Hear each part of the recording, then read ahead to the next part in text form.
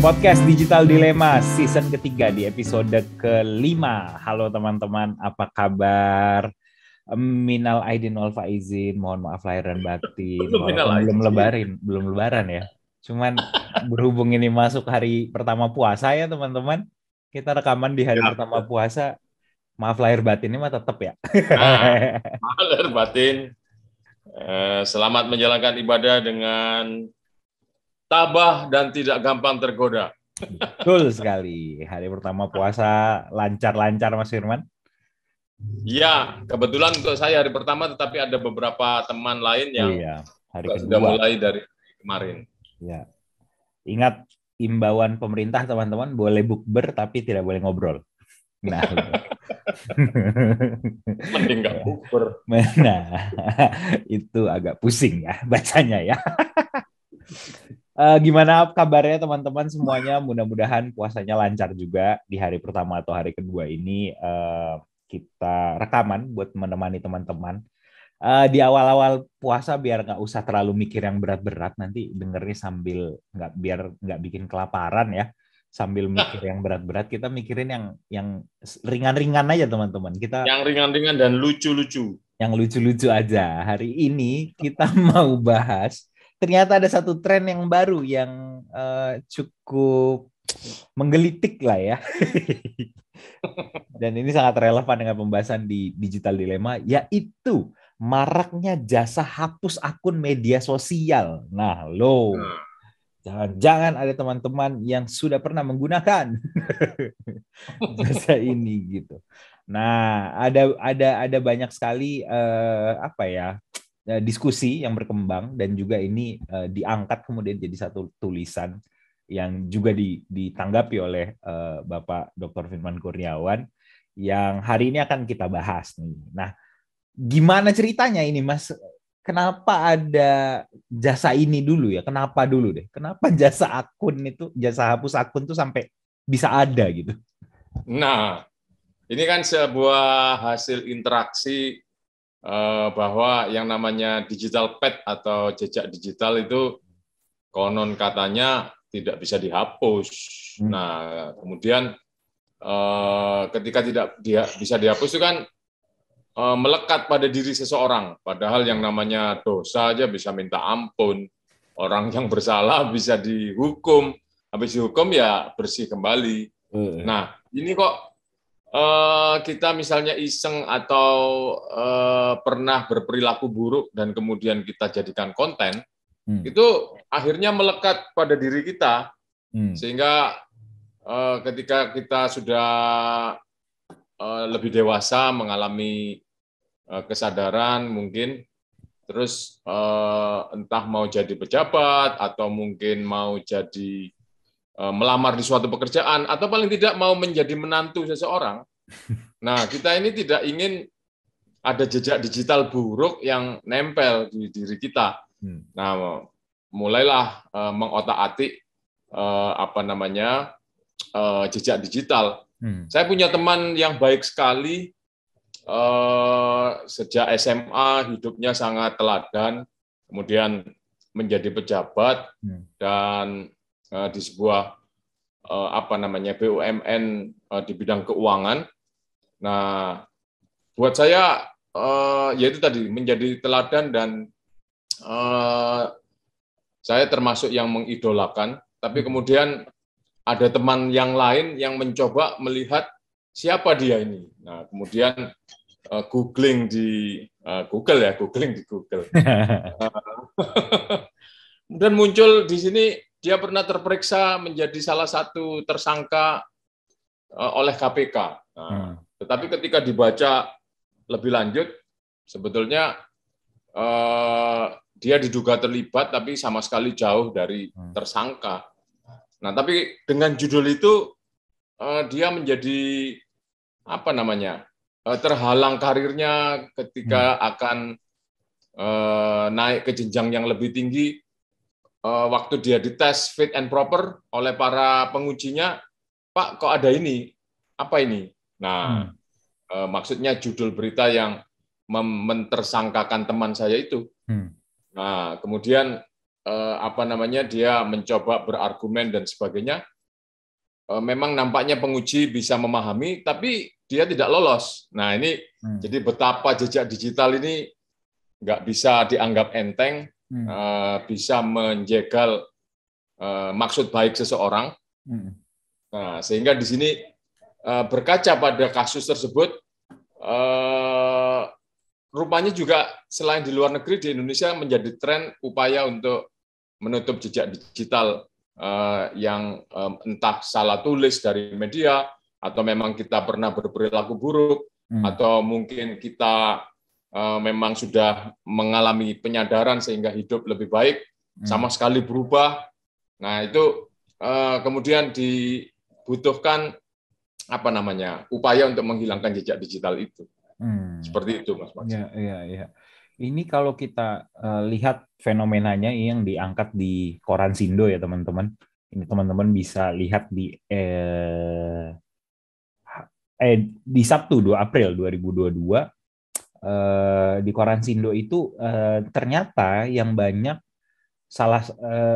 memakai jasa hapus akun ini, salah satunya itu mungkin yang ini korban-korban hack katanya. Jadi dia nggak punya emailnya lagi. Sebenarnya kalau dipikir-pikir kan, kenapa ya kok hapus akun doang, kan sebenarnya tinggal delete account gitu kan. Nah, ternyata ada yang kejadiannya dia dihack misalnya, yang banyak pakai katanya nih anak muda lagi loh.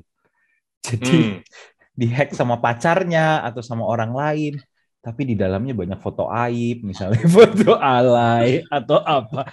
Jadi khawatir, teman-teman. Jadi mekanismenya ada yang bisa akunnya bisa di-delete tanpa harus ngasih email atau username gitu. Tapi ada juga yang harus kasih username dan password gitu kan. Nah ini kalau begini kan jadi bahaya ya Mas. Maksudnya kalau kita harus memberikan data pribadi nih gitu. Lepas dari mulut harimau masuk ke mulut buaya. Kita ingin menghapus akun yang tadi bocor, harus memberikan data pribadi lagi. Nanti kan bisa dimanfaatkan oleh yang memberikan jasa. Ada email, ada password yang mungkin pernah dia ingat untuk di reset. Nah itu kan bisa diotak-atik lagi. Iya. Benar. Jadi tapi agak janggal juga dengan persyaratan harus ada email dan password. Bukannya seseorang tadi ingin menghapus akunnya karena akunnya dihack orang lain. Nah ini ada dua pengguna nih katanya Mas. Ada yang menggunakan karena dia dihack makanya mau dihapus, atau ada yang memang karena nggak ngerti caranya. Kalau di sini itu karena perbedaan generasi. Yang ini caranya gimana gitu. Jadi yang ditawarkan itu jasanya hapus akun teman-teman, akun Twitter bisa, AskFM, blog, LinkedIn, Facebook, Instagram, PixArt, dan medsos lain. Bisa tanpa password dan email, privacy aman 100%, pembayaran di akhir. Wah, ini yang salah satu providernya. Biayanya itu sekitar 20.000 sampai 70.000 rupiah. Murah sebetulnya. Ini yang satu vendor. Vendor lain ada yang tarifnya pukul rata 100.000 katanya. Nah, itu akun-akunnya dia, ada yang udah jalan ini lebih dari 2 tahun dan menjadi mata pencahariannya sehari-hari. Padahal bikinnya gratis, hapusnya bayar.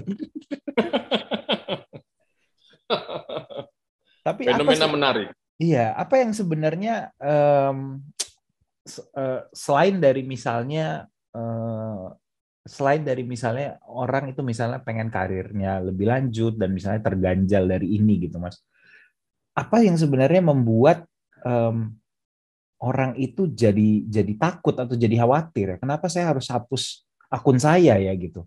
Apakah karena memang mungkin mereka tidak memiliki pada saat awal mau posting pemikirannya belum bijak atau seperti apa gitu? Apa yang kira-kira membuat orang jadi khawatir banget gitu Mas? ya, dimanfaatkan pihak lain. Ya, ketika kita pernah punya akun dan bocor, itu kan kadang-kadang datanya udah diunduh orang, yang kemudian bisa dikombinasi dan kemudian ditampilkan pada saat diperlukan.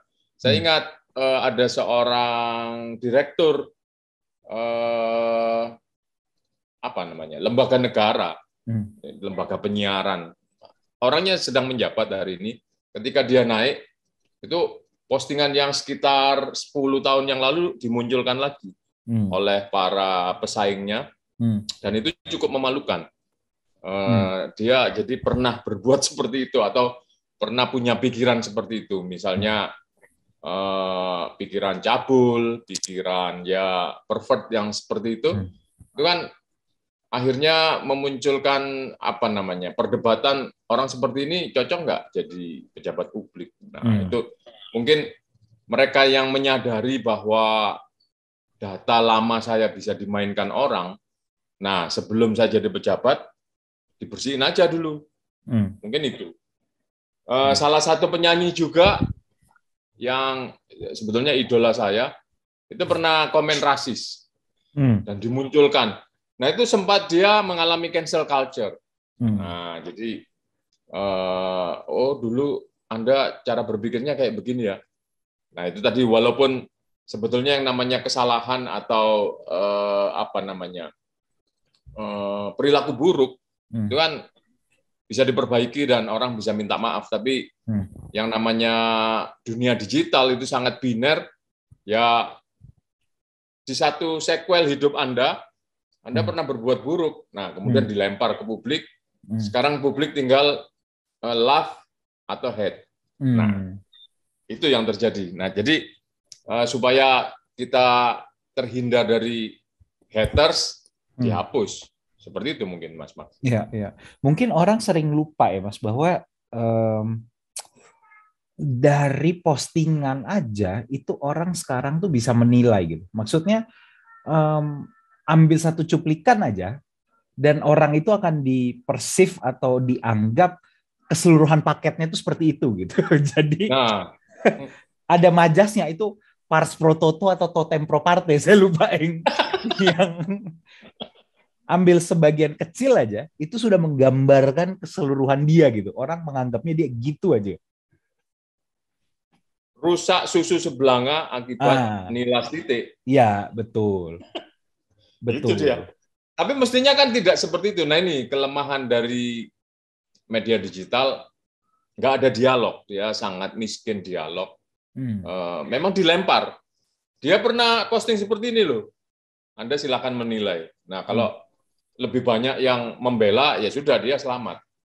Tapi ketika dihubungkan dengan yang lain, oh iya pantes.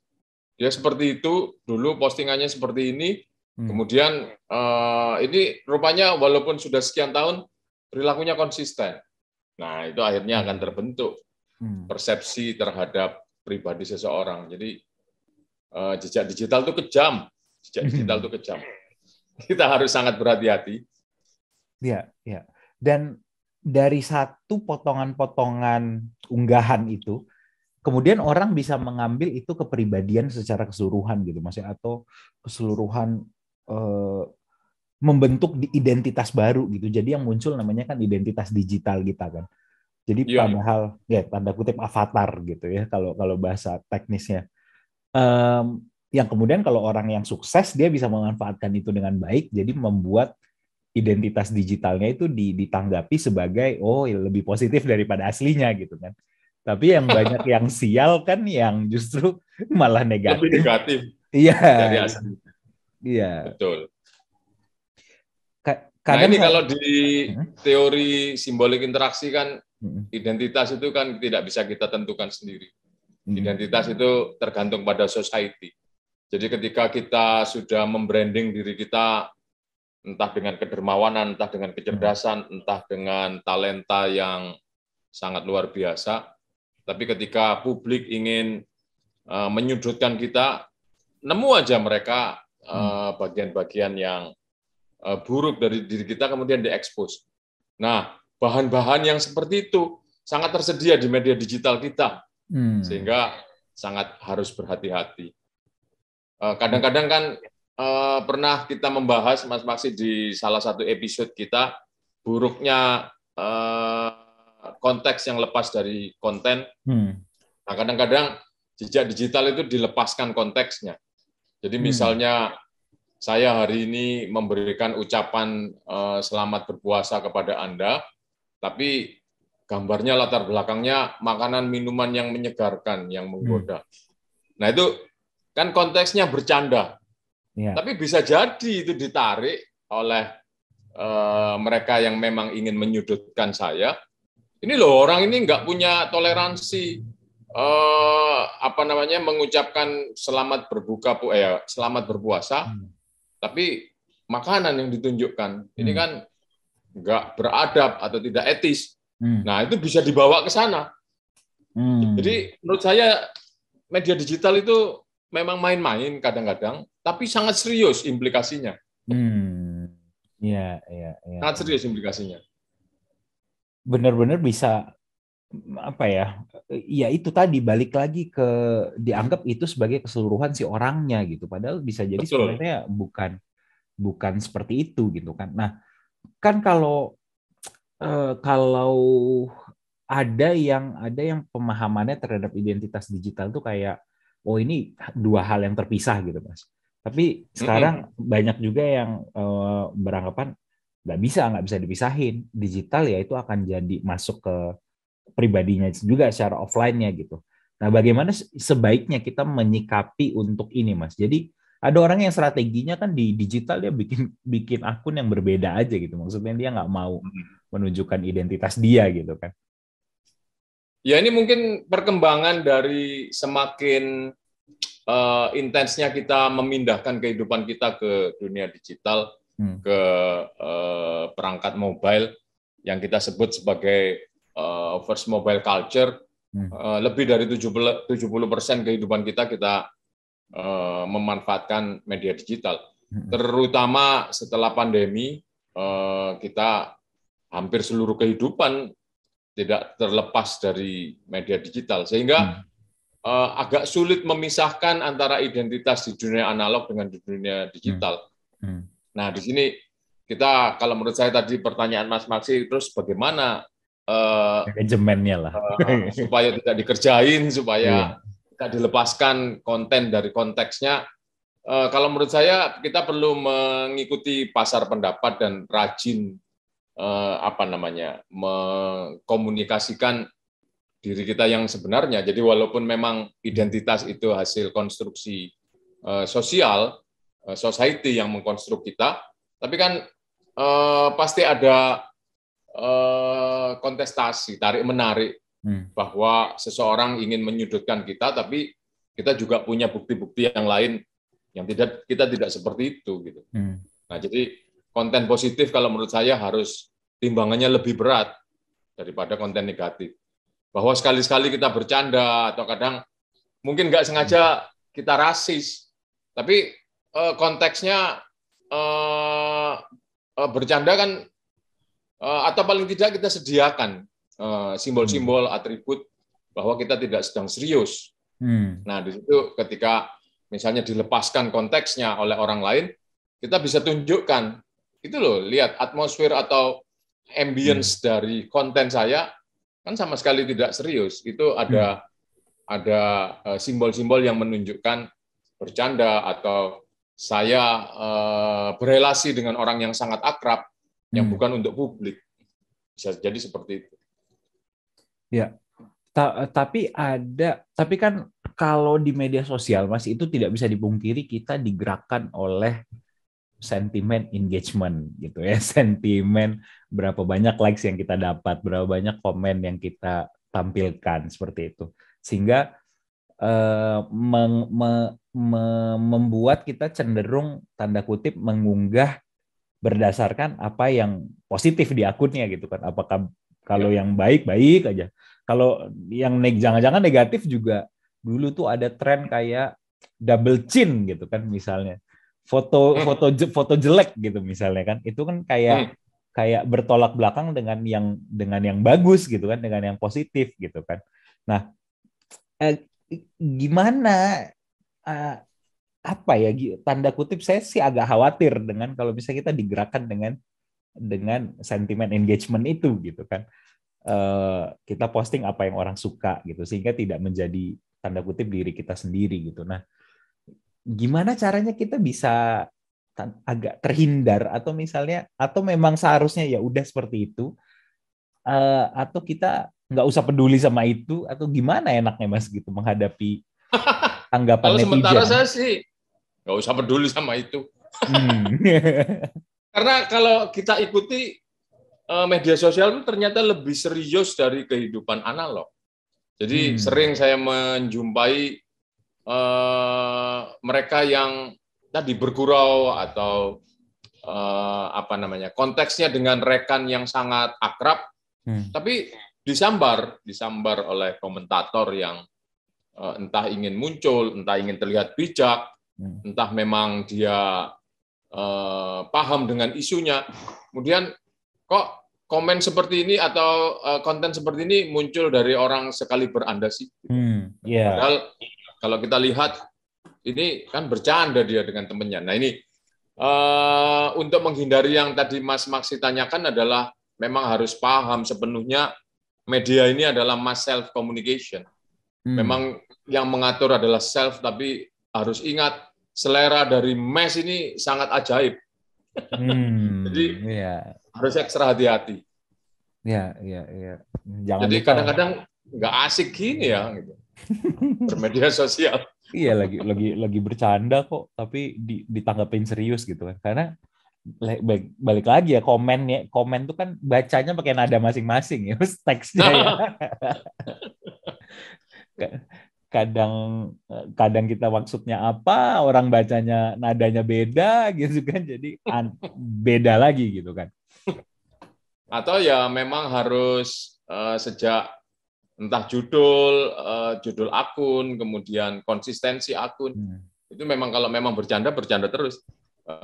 Saya penggemar komik Sampaisasi kalau nggak salah itu memang suka minor ya gambar-gambarnya, tapi saya paham itu entah menyindir masyarakat, entah dia sedang bercanda.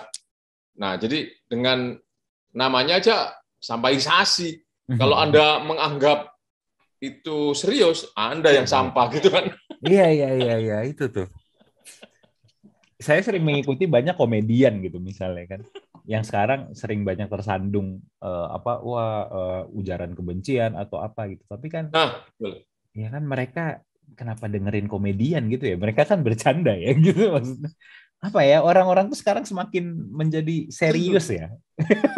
Serius. Nah itu memang serius karena kesadarannya yang semakin naik atau karena ingin terlihat bijak. Nah itu tadi. Ya. Apalagi di masa pandemi mungkinnya, ketika orang akhirnya larinya ke media sosial, dan ya pasti semua orang mungkin motivasinya pengen terkenal kali Mas emang. Iya, betul. Tidak bisa banyak orang yang terkenal karena rajin komen. Ya, tidak bisa dilakukan di offline, mungkin kayaknya bisa kali ini di online gitu kan. Tapi satu hal yang saya lihat dari tren jasa hapus akun tadi, ini nampaknya masyarakat sudah paham dengan data pribadi, bahwa data pribadi itu bisa mencelakai diri. Ketika entah dihack atau mungkin nggak usah yang, kalau hack itu kan canggih ya, kita perlu masuk ke akun dia, kemudian membobol passwordnya, kemudian kita mungkin mengunduh apa yang pernah diposting seseorang. Dan sebetulnya kalau rajin capture aja, itu banyak yang bisa kita ambil dari orang lain. Dan capture itu mungkin kalau dari sisi aspek hukum legal, nggak bisa orang menyalahkan kan. Akun yang terbuka, kontennya dipublikasi, berarti kan sudah milik publik, sudah boleh diketahui publik. Nah, ketika itu diambil di beberapa spot kemudian digabung, itu bisa apa namanya, menunjukkan profil seseorang. Nah, di situ ketika kita menyadari, wah kalau profil saya atau konten saya yang ini ketemu yang ini digabungkan sama orang bisa menilai saya misalnya entah saya cabul, entah saya rasis, entah saya bias gender. Nah, itu bisa berbahaya. Nah, karena kesadaran-kesadaran seperti itulah kemudian muncul, kayaknya saya perlu mengevaluasi konten-konten saya yang sejak mulai tahun 2009 misalnya. Itu kan artinya 13 tahun yang lalu. Udah deh, dihapus dulu, saya membuat yang baru misalnya. Bisa jadi seperti itu. Nah, itu sadar data sebetulnya latar belakangnya. Mungkin pada saat ngepostnya emang nggak sadar kali.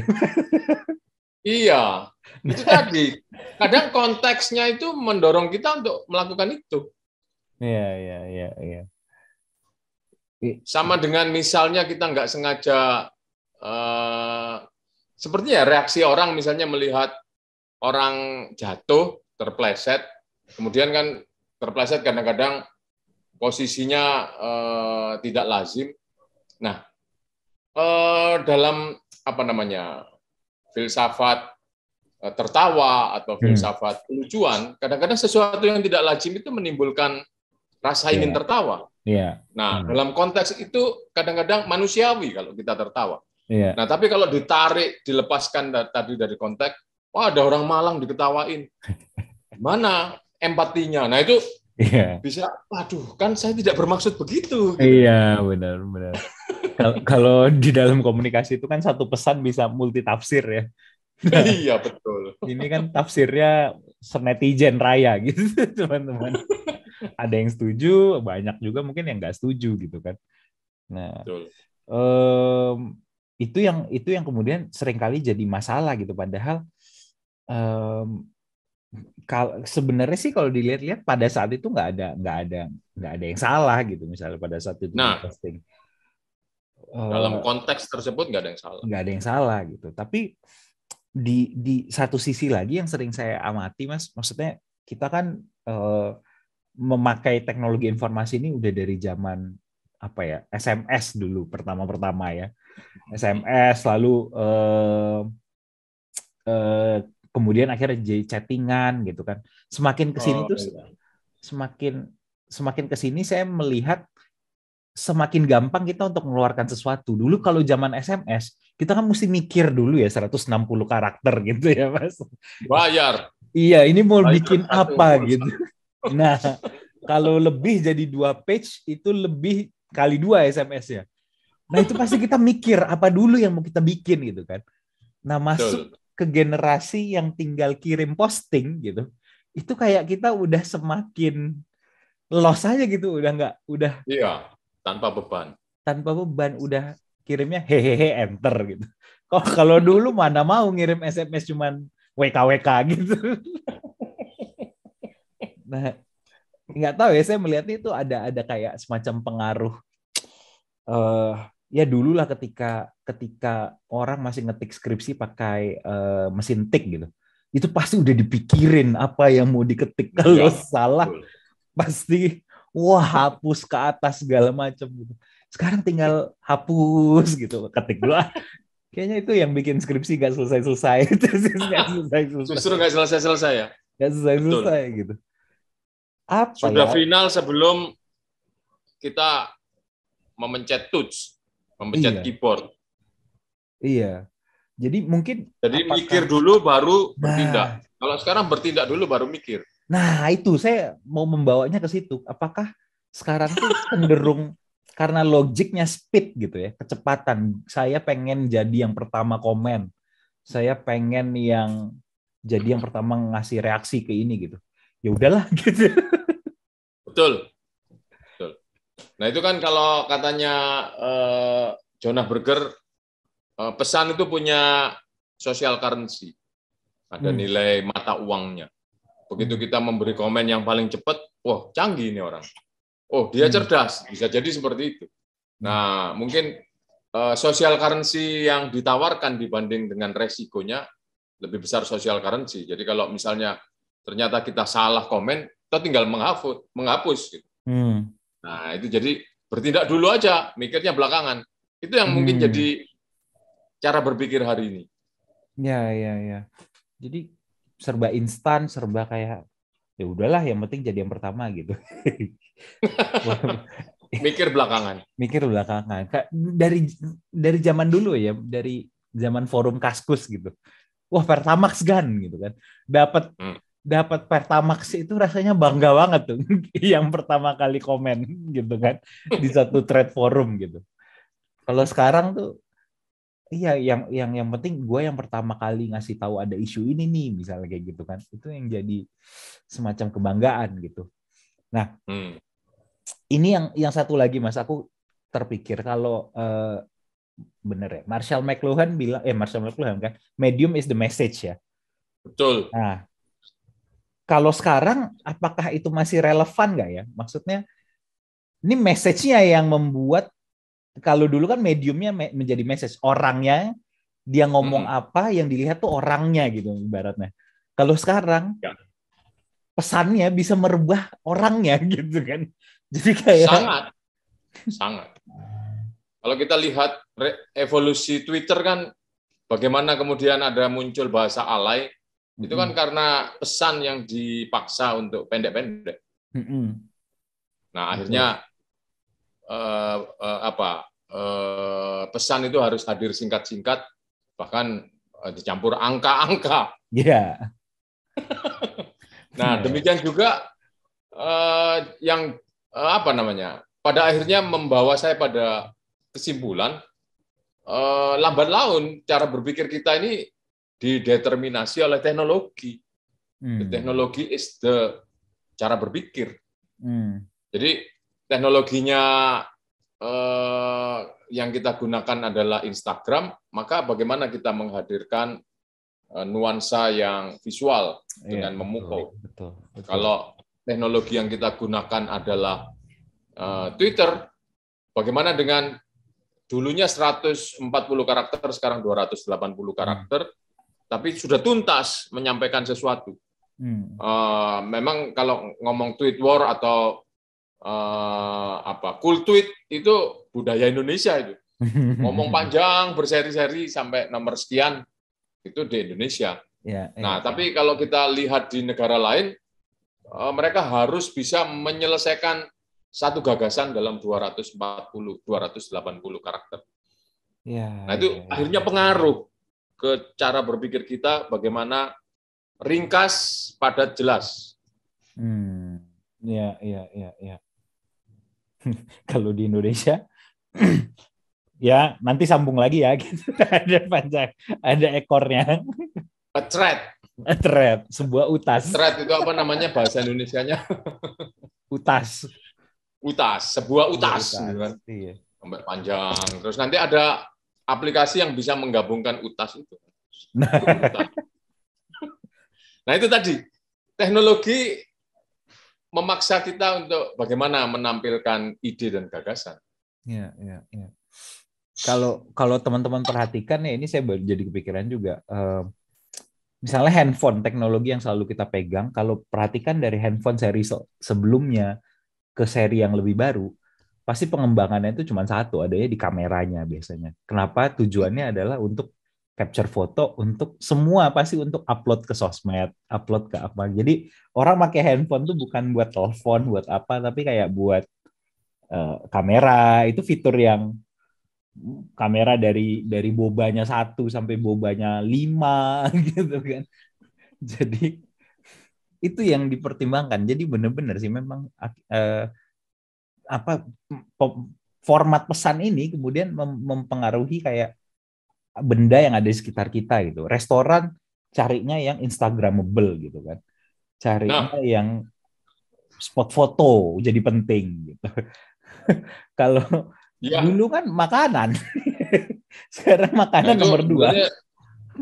Sudah lama dipikirkan oleh Karl Marx bahwa model ekonomi ditentukan oleh infrastrukturnya. Jadi ekonomi pertanian ya karena infrastruktur yang tersedia, infrastruktur pertanian. Kalau sekarang di kiri kanan kita jalan tol ya ekonominya adalah mungkin ekonomi transportasi. Ketika yang maju adalah teknologi ban berjalan, maka fabrikasi yang muncul.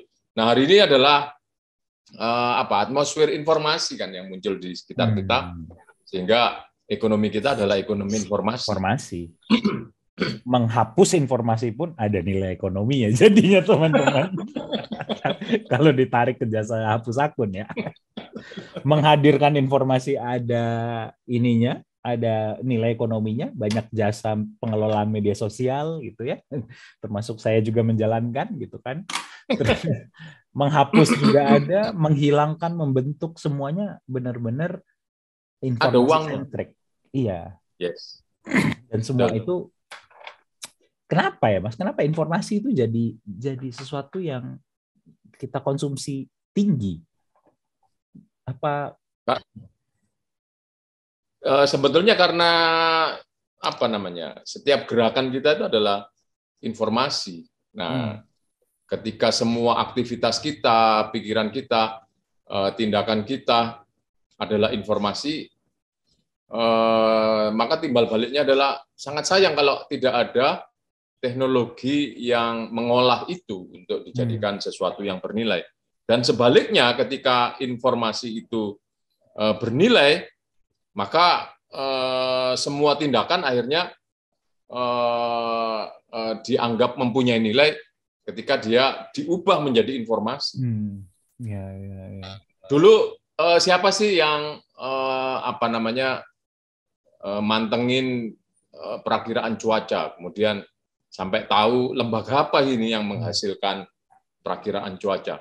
Nah, hari ini ketika lembaga tersebut mampu mengubah informasi-informasi yang sifatnya teknis tadi ke informasi yang bermanfaat harian, misalnya kandungan ultraviolet pada tanggal 4 April 2022. Apa sebetulnya? Di era sebelumnya, ya namanya matahari mengandung ultraviolet, ternyata ketika diteliti lebih lanjut, ada kandungan yang mulai sangat jarang sampai sangat kerap kalau bahasa awamnya. Nah, itu punya implikasi-implikasi terhadap kehidupan kita. Kita bisa misalnya kulit lebih kering, kulit menjadi lebih sensitif dan sebagainya. Bahkan pada tingkat tertentu bisa menyebabkan kanker dan sebagainya. Nah, sehingga informasi itu menjadi penting. Sekarang kita balik, mau keluar rumah, sekarang kandungan UV-nya berapa nih? Nah, itu. Jadi segala sesuatu ini ketika dijadikan informasi menjadi lebih bermakna. Dan ketika sudah bermakna, dia bisa mempunyai nilai ekonomi. Nah, itu. Dari data kemudian dikelola jadi informasi, dan kemudian informasi ini yang dijual tanda kutip gitu ya. Jadi knowledge. Jadi knowledge gitu. Nah, betul. Ya karena kita pada dasarnya kita makhluk yang mencari knowledge itu ya, Mas ya. Makanya kita selalu kayak kepo tanda kutip gitu. Kita betul. Lagi. Dan kalau teman-teman yang di BSSN, Badan Sandi Negara itu, Cyber dan Sandi Negara, itu dari data menjadi informasi jadi knowledge jadi intelijen. Jadi forecasting bisa diduga. Nah, ini kalau kita kaitkan dengan jasa penghapusan akun, data-data kita ini yang sudah diolah oleh orang, misalnya tadi dihack, kemudian digabung-gabung jadi knowledge tentang siapa sebenarnya Mas Max ini, siapa sebenarnya Firman ini. Dan kemudian bisa di forecasting. Kira-kira nanti kalau memilih presiden, kalau calonnya A sama B, dia kemana nih? Nah, itu dia. Iya. Sangat berharga. Atau kalau jadi presiden, dia polisinya kira-kira akan pro A atau pro B. Nah, seperti itu. Iya. Jadi sebenarnya dengan kehadiran teknologi informasi digital mungkin melalui smartphone ini, tadinya itu semua tidak bisa di-capture. Itu semua adanya di dalam diri kita, data-data itu, teman-teman. Data-data itu adanya di kepala kita. Nah, handphone ini jadi barang yang dari kepala kita tuh transfer ke handphone gitu. Itu sangat pribadi, mencerminkan siapa kita, cara berpikir kita gitu kan. Oh, hari ini saya mau kemana? Lihat di Google Maps, cari. Oh, saya lagi penasaran sama apa, nonton di YouTube. lagi suka apa, browsing Instagram, beli Yes. apa, e-commerce mana. Itu yang dari kepala kita benar-benar tertuang dari ke tangan kita dan kemudian dikuantifikasi melalui data-data yang di Algoritma. handphone. Iya, menjadi Yes. informasi tentang siapa kita gitu. Eh, saya juga nggak yakin awal-awalnya mereka ciptakan handphone tuh memang fungsinya buat itu gitu. Tapi kayaknya kesini pemakaiannya jadi masif, jadi kayak wah ini peluang ekonomi luar biasa nih gitu. Nah, betul. Nggak ada orang yang 10 tahun lalu atau 15 tahun lalu mikir just tip nih. Bisnis apa just tip? Nah, sekarang adalah sesuatu yang lumrah. Dan bahkan memang banyak peluang-peluang ekonomi dan sosial itu muncul dibantu oleh perangkat-perangkat teknologi informasi. Betul. Siapa yang jual selfie bisa dapat duit banyak kan? Baru sekarang Nah, doang. selfie 5 tahun dapat 1,5 M itu Iya. mungkin Investasi. yang kerja lebih dari 5 tahun nggak dapat uang 1,5 M. Iya. Ini foto aja terus tiap hari. Terakhir Mas, untuk menutup episode kali ini, balik lagi ke tentang jejak digital atau bagaimana kita harusnya kalau dihapus berarti kan ada sesuatu yang salah. Nah, gimana caranya supaya teman-teman jangan sampai harus hapus akun gitu. Jadi sebelum posting harus ingat apa? Betul, memang dengan perkembangan teknologi informasi itu jasa apapun menjadi tersedia, termasuk jasa hapus akun tadi. Cuman kalau kita lebih berhati-hati dan dalam kesadaran ketika membuat konten, tidak menyinggung orang, tidak menjatuhkan reputasi diri, kita sangat berhati-hati dengan konten, maka kita nggak perlu khawatir sebetulnya memanfaatkan media sosial. Tapi dari adanya jasa hapus akun dan jejak kita itu bisa ditelusur oleh orang lain, entah yang akan mempekerjakan kita atau akan memilih kita menjadi pemimpin atau yang akan menjadikan kita sebagai menantu misalnya, itu kan menunjukkan bahwa informasi yang kita produksi dan distribusi itu sangat ada harganya dan sangat bermakna.